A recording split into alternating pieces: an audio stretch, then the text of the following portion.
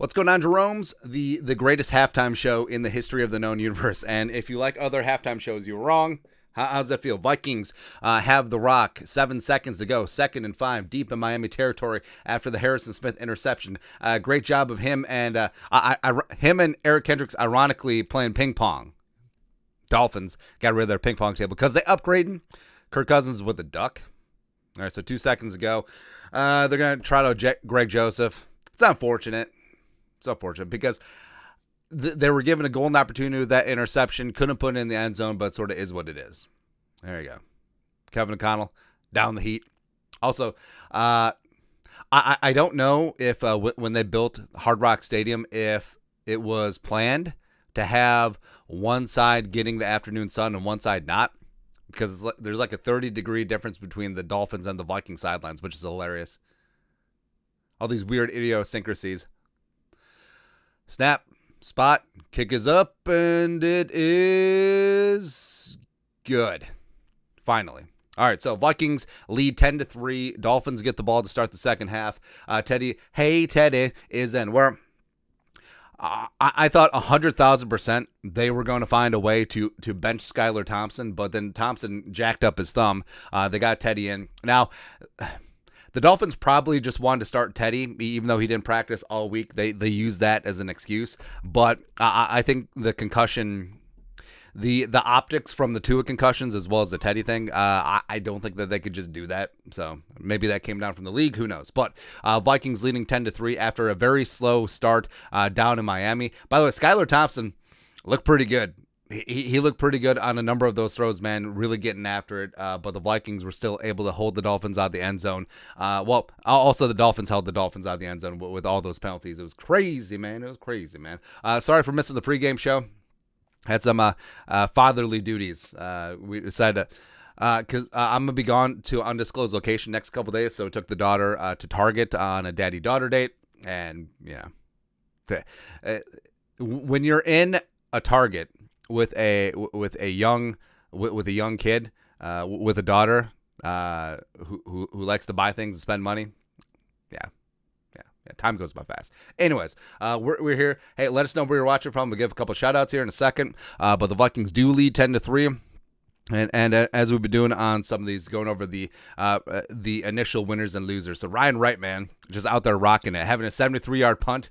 Just getting it. Dolphins penalties, 5 penalties in one drive for 40 yards, giving the Vikings an advantage there. Jordan Hicks played well. A couple nice pressures, a couple of really nice tackles. I think that maybe he hears Brian Asamoah, the footsteps behind him. Patrick Jones second, getting himself a sack on a stunt with Zadarius Smith. Adam Thielen broke the ice, man. Got a first down, as well as he drew that really nice defensive pass interference on Bingagene at the end of the first half, set the Vikings up in field goal range. Justin freaking Jefferson getting loose before the half, been sort of bottled up early on. But you saw the Dolphins were bracketing him. They're double covering him. They got Xavier Howard on him. And, you know, if Jefferson is always the first read, even though he should be, if that's not open and the Dolphins pass rush is getting there, yeah, certainly. Irv Smith with the touchdown, revenge, because you know that he's got to be chapped for Roll Tide going down to Tennessee, Rocket Top, baby.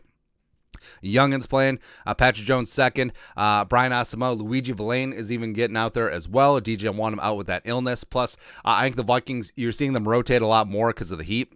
Punt coverage has been good. Chris Boyd with that forced fumble. How did the Vikings not recover that?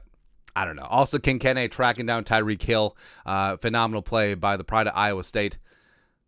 Bengals and Saints looking nuts. It's looking insane, man. And then Jumpin' James Lynch has been looking good, primarily playing him on the nose in passing situations and on running downs.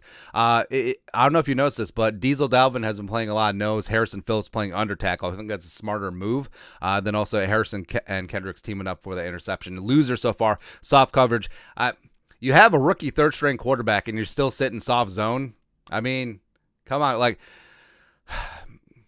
I understand if you played press man across the board and cover 1 or even cover 0, sometimes you'll get burned for a big play, especially with Tyreek Hill, especially with Jalen Waddle. Don't care.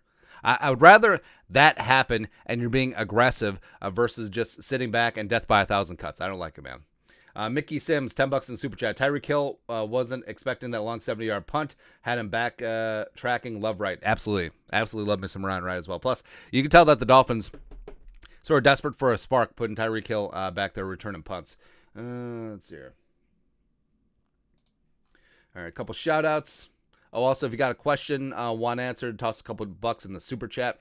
See, Memphis, Tennessee, Tucson, Arkansas, Go Hogs, Montana, South Dakota, North Dakota, San Marcos, California, Nolans, Colorado, got Vegas. All right, fine, we're going to Vegas we're going tomorrow.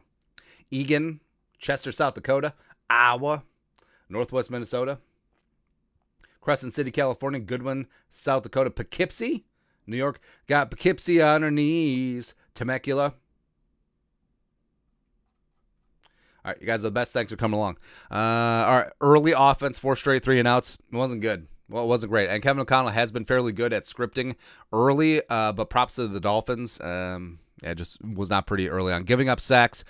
So a lot of it was the offensive line not stepping up, as well as Kirk Cousins not processing, the receivers not getting open, Kevin O'Connell being stuck in play calling, a whole lot of things. But also, Garrett Bradbury hasn't looked good. All right, so the end zone pressure, Bradbury just got bench pressed right into Cousins' lap, like we've seen in previous years. And also the sack, was it Jerome Baker? Not a true Jerome, by the way. I mean, come on. All right, so who had a sack? Oh, that was Roberts. Yeah, but Jerome Baker, the Dolphins' phenomenal linebacker, not a true Jerome. Nah. But, yeah, I mean, some of it has been Garrett Bradbury. They've been attacking the middle. And for as much love as Garrett Bradbury has deserved the first 5 games of the season, today it's been a little rough. So we'll see what adjustments O'Connell and Dontel are going to do. But I think overall, I mean, you're lucky to be up by a touchdown on the road, but you're really overcoming yourself. And the thing that I like about it, so the Vikings' last 3 wins are against the Lions, against the Saints, and against the Bears.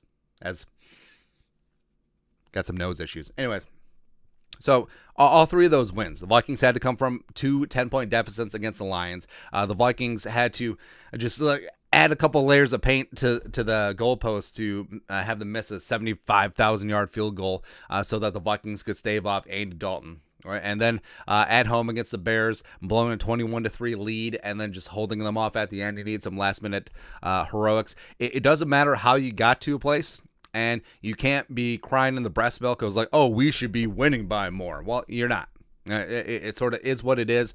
You can't stress about how you got into the situation. The question is, how can you go forward now? Like, what can you do now? Make one play right here to affect, because you can't affect the past. You can't change that, hey, you should be up by a lot more, or hey, you shouldn't have blown an 18-point lead at home. You cannot change that. Focus on what you can control and go from there, man. I think the Vikings have done a very good job with that. And the fact that you had 4 straight 3-and-outs, so you could just rolled over and cried. It's like, all right, guys are heading into the bye week early. We're mentally checked out. But no, you sacked up and put together a 7-play, 75-yard touchdown drive. Offense looked phenomenal on that one. They showed some signs of life when they got the ball back at the end of the half. Now Miami gets the ball to start the second half. Hopefully Dontel will actually dial up some pressure as well as stop playing soft coverage and get after that ass. Hey, Teddy, we love you, just not today, bro. So he's going to go down. Vikings get the ball back, hopefully short field, and then put it in. 17-3, what it be, and then go from there. And I think that's got to be the game plan for the second half. But that's it. Hey, thanks for coming along. Halftime show. Stay tuned for post-game show as well as winners and losers. That's right. So